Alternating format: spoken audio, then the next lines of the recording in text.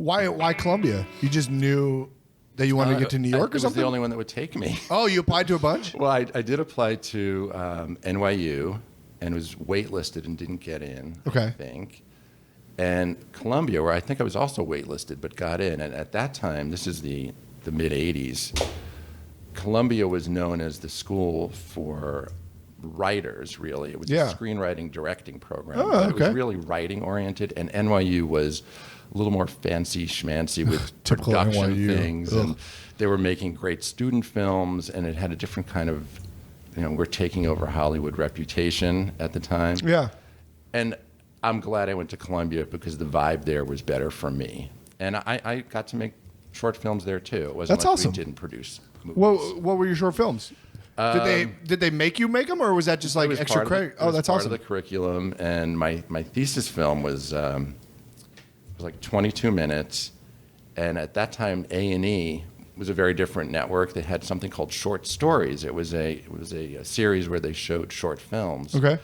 And some people from film school had success showing their films on Oh, wow. short stories. So I submitted my short, and they accepted it, and they showed it.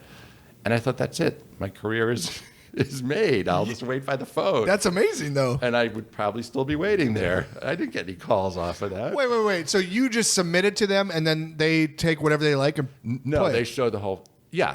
Right. But they pick whoever's submitted to them that they Yeah. think is the best.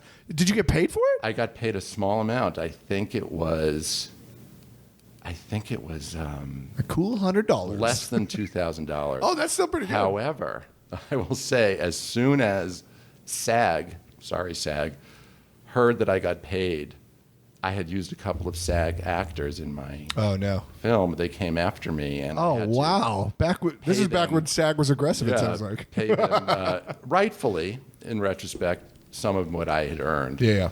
So of course, the money that my parents had put into the film, and I had put into the film, Columbia had put into the film, that was much more than $2,000. Right. What was it? What was the film about? It was called Her Biggest Fan, and it was about a guy who was obsessed with a singer who had terrible stage fright, and he goes to her concert. That was a big comeback concert, and it was a small venue in Manhattan. It wasn't a big concert. And she freaks out, gets drunk, runs off, and hides and passes out in someone's car. Okay. And it turns out to be, of course, his car.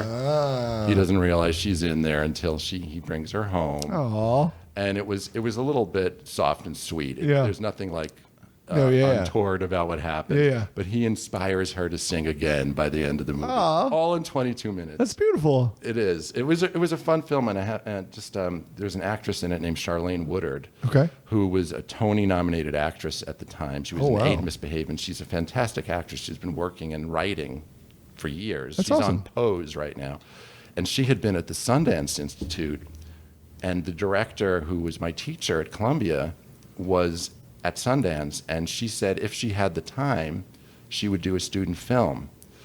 And she read the script for my film and agreed to shoot it over like 3 weekends. So I had this amazing actress That's great. in my student film, and I can't even imagine if I ever actually directed her, but she made the movie. That's so she cool. Made it, and I had a great cast of young actors too. But Yeah. it was my first experience. That's great. Yeah. Did you put it up on YouTube or anything? Can we see it? No. Oh, it's embarrassing. No, it's just cringeworthy now. No, I think I may have shown my kids, but it's hard to watch.